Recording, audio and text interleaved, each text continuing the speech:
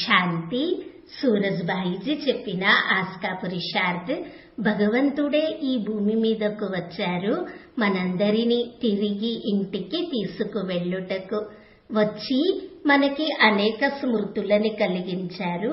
మనలో నిద్రిస్తున్న చేతనత్వమును జాగృతపరిచారు. అణిగి ఉన్న దాగి ఉన్న శక్తులని జాగృతపరిచారు. మన పవిత్రతను కూడా జాగృతం చేశారు. స్మృతి కలిగించారు, మీరు దేవకులములోని మహాన్ ఆత్మలు అని. ఇంకా చెప్పారు, ఇప్పుడు ఈ నాటకం పూర్తవుతున్నది.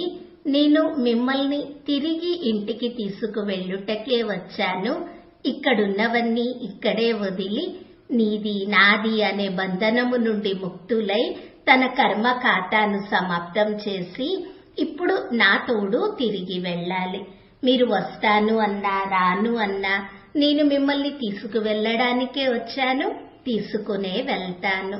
బాబా దీనికోసమే మనందరికీ దేహానికి అతీతంగా అశరీరిగా అయ్యే అభ్యాసము ఎంతగానో చేయించారు. ఎంత మనము దేహానికి అతీతంగా అయ్యే అభ్యాసం చేస్తామో, దేహానికి అతీతం అవుతామో, కర్మేంద్రియాల రసము అంతగా సమాప్తమవుతుంది. మన సూక్ష్మ బంధనాలు కూడా తీరిపోతాయి. ఆత్మ శరీరములోనే బంధింపబడి ఉంటే బాహ్య బంధనాలు కూడా ప్రభావాన్ని వేస్తాయి. ఆత్మ దేహానికి అతీతంగా అయ్యే అభ్యాసం చేస్తే బాహ్య బంధనాలు కూడా సహజంగా సమాప్తమవుతాయి. మనము అశరీరిగా అయ్యే అభ్యాసము పదే పదే చేయాలి. దీనితో చాలా గొప్ప లాభము ప్రాక్టికల్ గా జరుగుతుంది. అది ఏమనగా రోజంతటిలో వ్యర్థ సంకల్పాలు సమాప్తమవుతాయి. డీప్ సైలెన్స్ యొక్క అనుభవంలోకి వెళ్తాము. రోజంతా అభ్యాసం చేస్తూ ఉంటే సాయంత్రానికల్లా మన చిత్తము శాంతిస్తుంది. ఈ స్థితి మనల్ని ఎంతగానో ఆకర్షిస్తుంది. ఎంతగా మనము దేహానికి అతీతంగా అవుతామో అంతగా అందరికీ ప్రియంగా అవుతాము. మామూలుగానే అతీతంగా ఉండేది అందరికీ ప్రియంగా ఉంటుంది. దేహానికి అతీతంగా అవ్వడము పరమాత్ముని ప్రేమను ఆకర్షిస్తుంది. యోగయుక్తంగా అవ్వడంలో కూడా ఎంతగానో మనకి సహాయం చేస్తుంది. పదే పదే ఈరోజు అభ్యాసం చేద్దాము. నేను ఆత్మను, ఎంతో తేజస్విగా ఉన్నాను. కేవలం చిన్న బిందువుగా కాదు.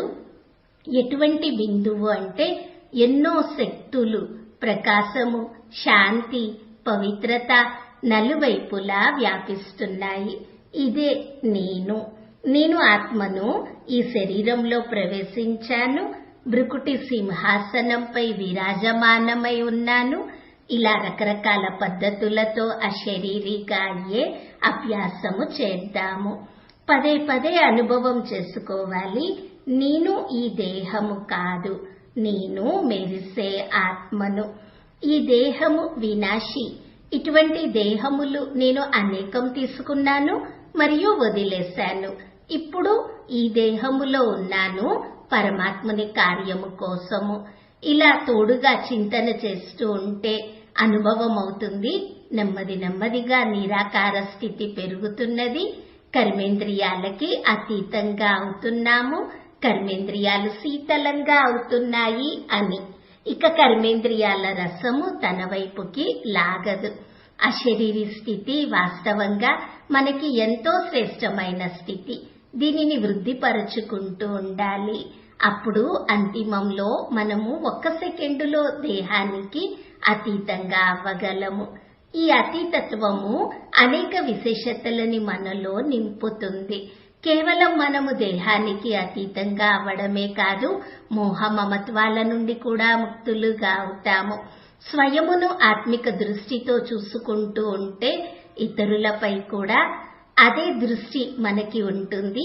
వీరు కూడా అందరూ ఆత్మలే అని. ఇలా ఆత్మిక భావము ఉత్పన్నమవుతుంది. దీని చేత ఆత్మలో ఎన్నో శక్తులు వచ్చేస్తాయి. ఆత్మ యొక్క పవిత్రత ఎంతో తీవ్రంగా వృద్ధి చెందుతూ ఉంటుంది. కావున మనము అందరము ఆత్మ యొక్క 7 గుణములను మరల గుర్తు చేసుకుందాము. ఒక్కొక్కటి స్వీకరిస్తూ ఉందాము. నేను ఆత్మను, జ్ఞాన స్వరూపమును. జ్ఞానము తప్ప ఇంకేమీ నా వద్ద లేదు. నేను ప్రేమ స్వరూపమును, ప్రేమతో నిండుగా ఉన్నాను. నేను శాంత స్వరూపమును, నా స్వభావమే శాంతి. నేను ఉన్నదే పవిత్ర ఆత్మను. ఇలా ఒక్కొక్క గుణమును స్వీకరిద్దాము. ఇలా ఈ రోజంతా సుందర చింతనలో సమయము గడుపుదాము. పదే పదే స్వయమును భృకుటి సింహాసనంపై మెరిసే మణిగా అనుభవం చేసుకుందాము. ఓం శాంతి.